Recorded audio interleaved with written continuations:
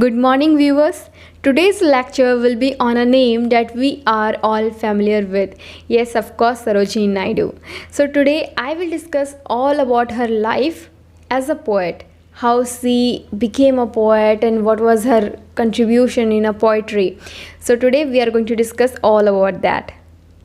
Sarojini Naidu, known as the Nightingale of India, was a celebrated poet. She was born one of 8 siblings on 13th Feb 1879. Her family at that time lived in Hyderabad, India. Dr. Aghornath Chattopadhyay, her father, was a scientist and philosopher. Her mother, Varda Sundari Devi, was a poet. Sarojini was an extremely intelligent child, becoming fluent in 5 languages and wrote poems from young age.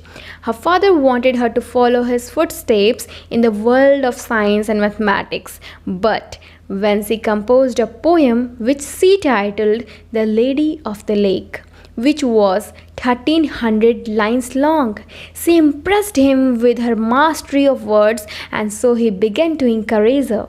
When several months later she wrote a play, Mahir Munir, he sent it to the Nizam, ruler of Hyderabad.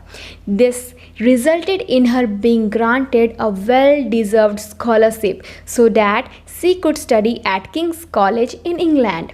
Here, she expanded her writing to produce articles featuring themes such as the great temples and the mountains of India and the complex detail of Indian social life. The Bharat Kokila, or the Nightingale of India, brought out 3 collections of poems during her lifetime. First is The Golden Threshold, published in 1905.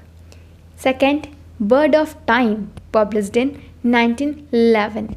Broken Wings, published in 1917. Last but not the least, The Feather of the Doll, although which was written by Sarojini Naidu but was published by her daughter after the death of Sarojini Naidu. It was published in 1961. The Feather of the Doll.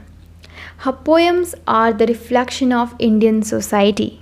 Sarojini Naidu, otherwise known as the Nightingale of India, earned this nickname for herself because of her contribution to poetry.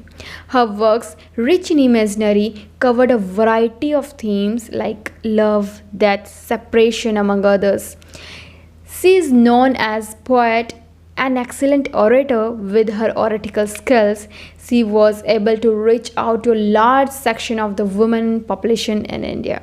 So, we are really honored to have such a personality in our India. So thank you for watching my video. I hope you enjoyed it.